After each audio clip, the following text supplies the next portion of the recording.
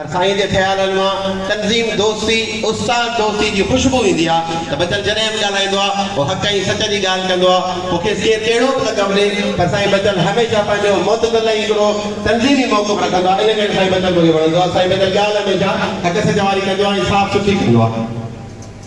हाणे असांजा जेके दोस्त पहुता आहिनि उन जा कुझु नाला वरिता कुझु रहिजी विया बदीन ज़िले जो जेको वफ़द आहे ऐं उनखे नाला वठी वञा थो उनखे भलीकार चऊं था साईं मोहम्मद रमज़ान जून जो साईं लेख बच्चा जो साईं मोहम्मद सलीम मेमन साईं मोहम्मद इस्माइल शमू साईं मोहम्मद बशीर लगाड़ी साईं बरकतुल्लाह मेमन साईं फैज़ मोहम्मद अबरो साईं मोहम्मद हसन शाह साईं मोहम्मद यूसुफ मेहरी साईं शकील आरेसर साईं भीमराज साईं अलीक बच्चा साईं जुल्फ़कार अली मंदरो साईं मोहम्मद अयूब दर्श हाजी नूर मोहम्मद जमाली साईं मोहम्मद असलम मेहरी सभिनी खे भलीकार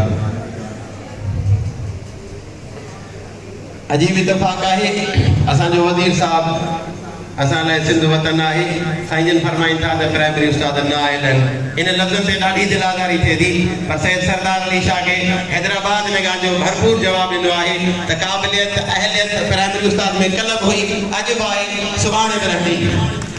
असांजी हिकिड़ी माना वारी भेण आहे जीजीपीएस फिरदौस सां हुनजो तालुक़ु आहे उन भेण 50 मुल्कनि जी जेका कॉम्पिटिशन हुई यूनेस्को जे पारां United Nations Educational Social and Cultural Organisation जे पारां उन में 50 मुल्कनि खे बीट करे सिंध पाकिस्तान हैदराबाद डिवीजन ऐं पेटलर जो नालो रोशन कयो आहे ऐं शाह साहब चवे थो त हिन उस्तादनि महिनत न आहे अफ़सोस जी ॻाल्हि आहे मुंहिंजी भेण जा ज़ोरदार तालियूं थी वञनि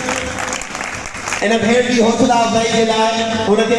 शील्ड ॾिनी पई वञे ऐं गुज़ारिश कंदुसि मुंहिंजे मान वारे